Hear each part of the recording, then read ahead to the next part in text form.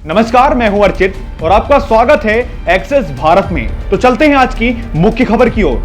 प्रौद्योगिकी के प्रगति के साथ साइबर अपराध पूरे देश में एक प्रमुख मुद्दा बनकर उभरा है। ये अपराध भौगोलिक सीमाओं को पार कर जाते हैं, जिससे अपराधियों को ट्रैक करना मुश्किल हो जाता है।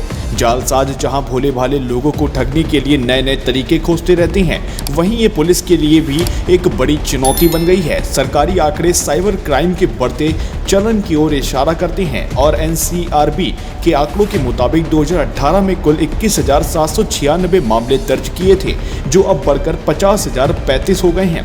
2020 की हालिया रिपोर्ट में गृह मामलों की संसदीय स्थायी समिति ने देखा कि पुलिस के लिए अपराधियों द्वारा अपनाए गए नए नए तरीकों और प्रौद्योगिकी के रुझानों पर नजर रखना महत्वपूर्ण है। समिति ने बढ़ती प्रवृत्ति पर अपनी गहरी चिंता व्यक्त की और कहा कि बढ़ते खतरे से निपटने के लिए केंद्र और राज्य सरकार को एक साथ आने की जरूरत है।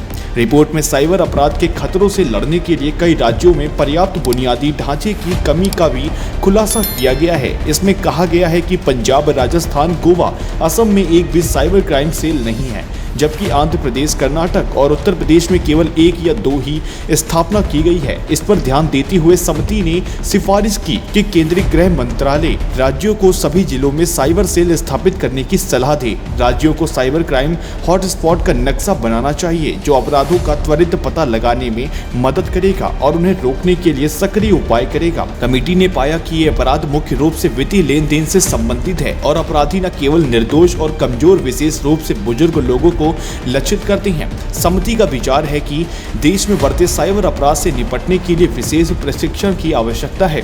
समिति की सिफारिश है कि एसवीपीएनपीए, एनईपीए को इसके साथ समन्वय करना चाहिए। रिपोर्ट में कहा गया है कि राज्य प्रशिक्षण अकेडमियों को साइबर कानूनों, साइबर अपराध जांच, डिजिटल फॉरेंसिक के आवश्यक ज्ञान के साथ पुलिस कर्मियों को प्रशिक्षित करने और उन्हें समय समय पर साइबर अपराधों से निपटने के लिए नए तकनीकी उपकरणों पर अपग्रेड करने के लिए प्रशिक्षित किया जाए। कमेटी ने सिफारिश की कि एमएचए को आईटी विशेषज्ञों के स्वयंसेवी सहायता समूह की सहायता लेनी चाहिए। समय पर हस्तक्षेप से ऐसे अपराधों की रोकथाम के साथ साथ पीड़ितों को राहत भी मिल सकती है।